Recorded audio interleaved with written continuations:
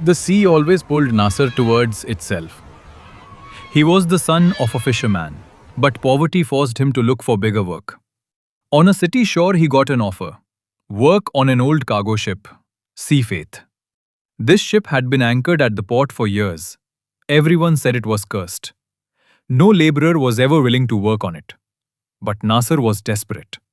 Without money, his home could not survive. Without thinking twice, he said yes. He also gathered a team of 5 men to help with cleaning and maintaining the cargo. When they boarded the ship, their steps felt heavy. The iron was rusted, and drops of water fell on the deck as if the sea itself was leaking out from within. The first night. Nasser searched for a room.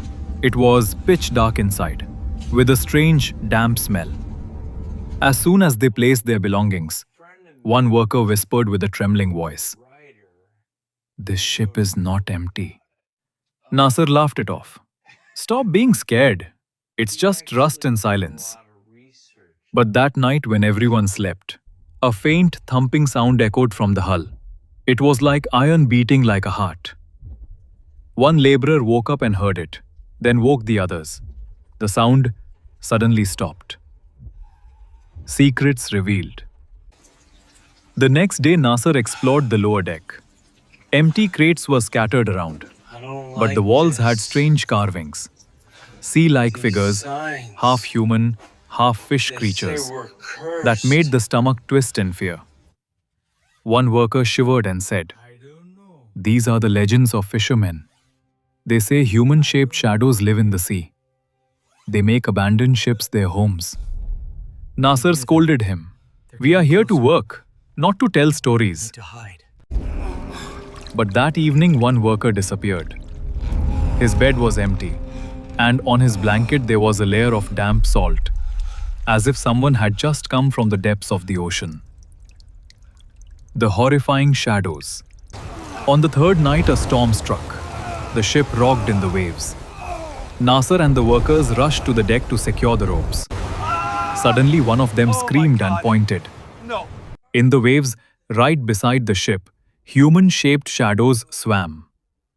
Their bodies were long, arms like fins, and their eyes glowed in the dark. They moved alongside the ship, as if waiting for prey. One shadow climbed near the deck. Everyone ran, but Nasser caught a close look. Its face was half human, half fish, but its eyes, hungry, like it had been starving for centuries. Nasser searched the record room. Old papers revealed that Sea Faith was once a research vessel sent to explore deep-sea creatures. Years ago, it returned from an expedition, but only the ship came back. The entire crew had vanished. Since then, whoever worked on the ship slowly disappeared.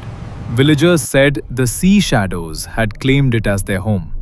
Reading this, Nasser realized he had led his team straight to death. The last night. The storm did not stop. One by one, the laborers were pulled into the sea, vanishing into the dark waves with screams. Only Nasser and one worker remained. He told his companion, "We must leave this ship now." They ran towards the lifeboat, but as they untied the rope, dozens of hands emerged from the water. Shadowy hands. They grabbed the worker and dragged him into the depths. His screams were swallowed by the sea. Nasser was left alone. The end. At dawn, some fishermen spotted the ship. The storm had passed. Sea Faith stood silently, as if nothing had happened. But on its deck, only one thing remained: Nasser's shoe, tangled in seaweed and salt. The fishermen looked at each other and lowered their heads. They all knew one thing: Sea Faith was still alive, and whoever dared to work on it would become part of the sea shadows.